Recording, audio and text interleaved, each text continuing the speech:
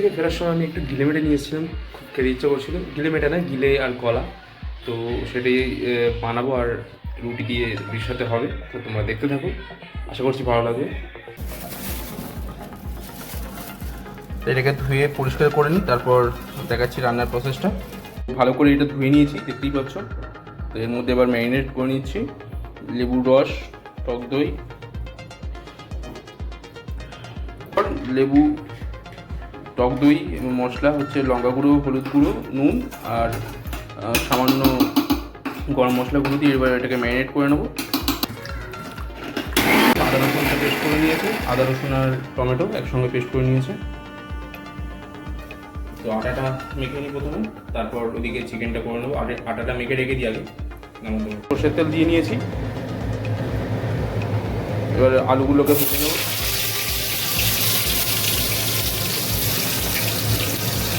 আলুগুলোকে হালকা করে ভেজে নেবো। তো আলুগুলো ভেজে তুলে নিয়েছি। এই গরম তেলের মধ্যেই দিয়ে দিচ্ছি গোটা গরম মশলা, দিয়ে দিলাম গোটা গরম মশলা।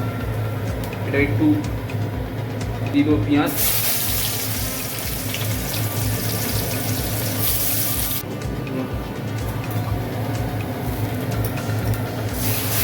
মধ্যে দিয়ে দিলাম আদা রসুনের পেস্ট।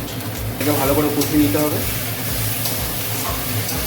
তো মশলাটা প্রায় কষানো হয়ে এসছে, এবার এর মধ্যে দিয়ে দেবো হচ্ছে গিয়ে এই আমাদের ম্যারিনেট করা গিলে মেটেটা, মেটে না সরি, মেটে নিয়ে নিই একটাও, মেটে ভালো লাগে না বলে, গিলে আর গলা। যেহেতু এর মধ্যে হলুদ, লঙ্কা গুঁড়ো, জিরে গুঁড়ো সব ম্যারিনেট করা আছে, ওই জন্য আর আলাদা করে দিলাম না। এবার এটাকে ভালো করে কষাতে হবে। তো মাংসটা প্রায় অনেকটাই কষানো হয়ে গেছে, এবার এই সময় আলুগুলো দিয়ে দিলাম, ভাজা আলুগুলো। আর এর মধ্যে দিয়েছি সামান্য ক্যাপসিকাম, একটু টেস্টের চেঞ্জ আনার জন্য।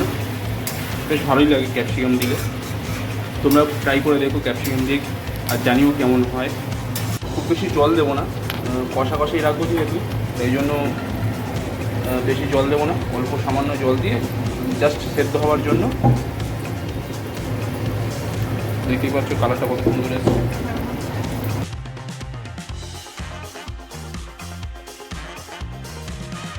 এবার রুটিগুলো বেলে নেবো তাড়াতাড়ি, কারণ কি অনেকটাই রাত্রি হয়ে গেছে।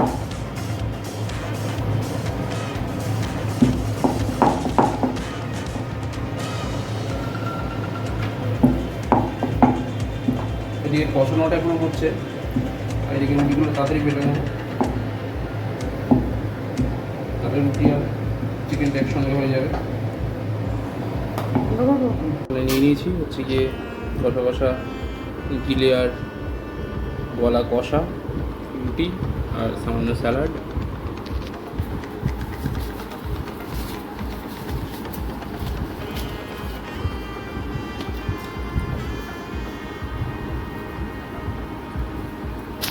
খাওয়া যাক, জাস্ট দারুণ টেস্ট হয়েছে।